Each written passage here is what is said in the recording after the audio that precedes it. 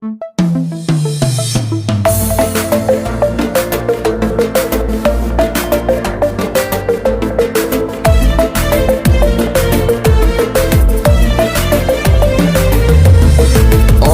gözümüzdə alçalan həyat, bir etibar dünyadır yalan həyat.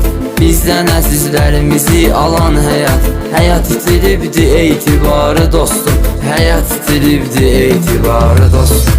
Həyat verir dərdi qubarı dostum, belə gedir bu həyatın axarı dostum.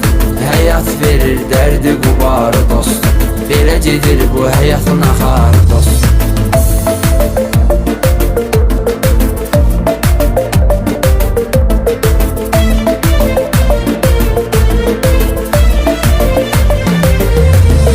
Vüqar getdi, həyatda izi qaldı, xiridarların arlar gözü qaldı, şeiri qəzəli qızıl tək sözü qaldı.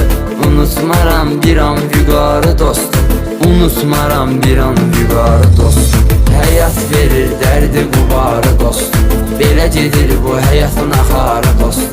Həyat verir dərdi qubarı dostum, belə gedir bu həyatın axarı dostum.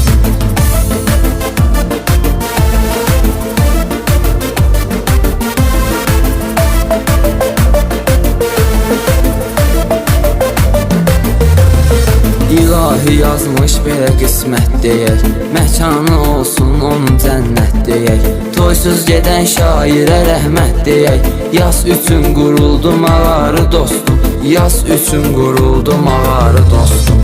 Həyat verir dərdi qubarı dostum, belə gedir bu həyatın axarı dostum. Həyat verir dərdi qubarı dostum, belə gedir bu həyatın axarı dostum.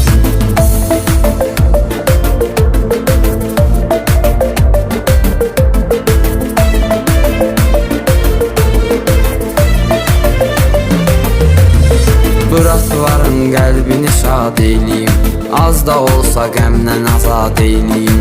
Meyxanamla zindanı yad eyliyim, unutmaram o dörd divarı dostum, unutmaram o dörd divarı dostum. Həyat verir dərdi qubarı dostum, belə gedir bu həyatın axarı dostum. Həyat verir dərdi qubarı dostum, belə gedir bu həyatın axarı dostum.